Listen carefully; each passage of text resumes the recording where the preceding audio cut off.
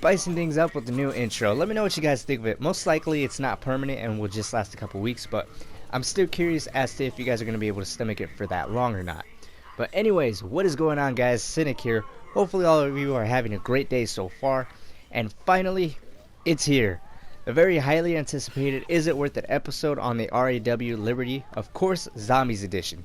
In case you guys were wondering as to why in the hell this video took so damn long to make, that's because this weapon was glitched for me in Zombies. I actually wasn't able to use it up until a few days ago, where I found out something pretty interesting about this weapon and other epics as well. So if you guys have a glitched epic variant or know someone who does, please share this video with them, because at the end of it I will speak about why this epic was glitched for me and how I fixed it, as well as to why your variant may possibly be glitched and what the likely fix is for yours. There's also going to be a timestamp in the description for an easy reference to that.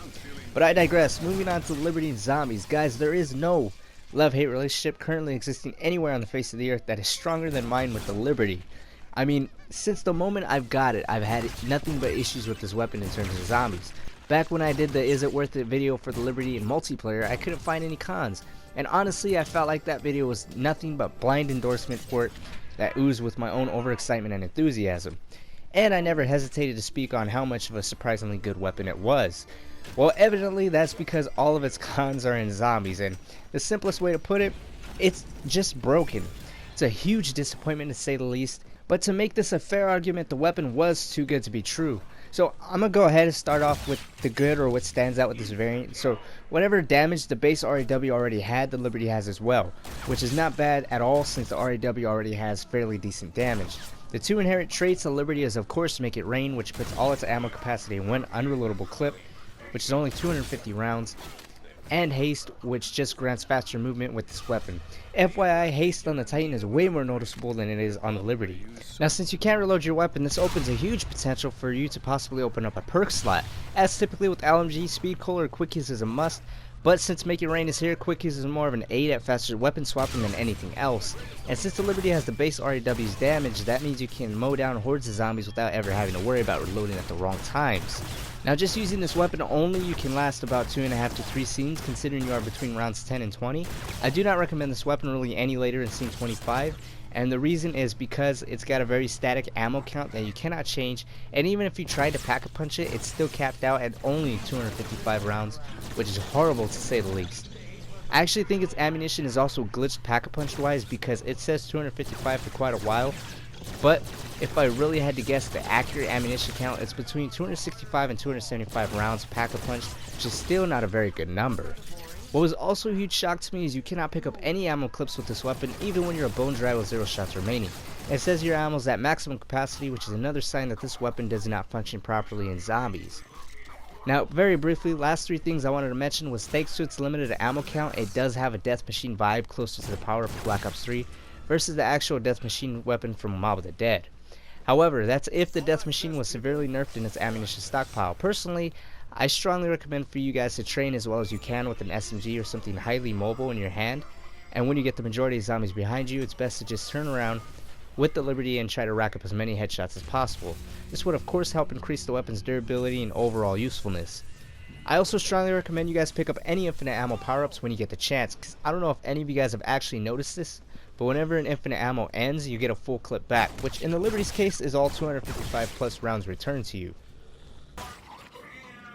Now, before I can actually say for sure whether or not this weapon is actually worth it in Zombies, I will surmise everything for a final time as well as speak on improvements that need to be addressed. Unfortunately, in all honesty, the weapon again feels pretty broken. Hearing that shouldn't be too much of a shock, however, considering almost every epic variant is broken one way or another. From the DC M8's Epitaph focus firing not functioning properly in Zombies, to the E-Rad Cerberus' shotgun feeling very underpowered as well. I have also been told that the EMC Switchblade dual wield seems broken as well, which just goes to show that this is an unfortunate trend that needs to stop. Infinity Ward should really run some thorough tests on these variants before they are fully implemented into the game. So if I had to say if the Liberty is worth it or not in its current state, it's a bit of a tough call to make, frankly.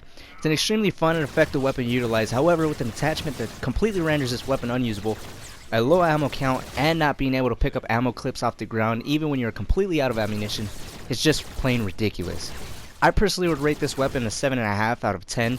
I wouldn't say it's really worth it in Zombies, so if you're a pure Zombies player, the Liberty is not worth the 4,000 pieces of salvage.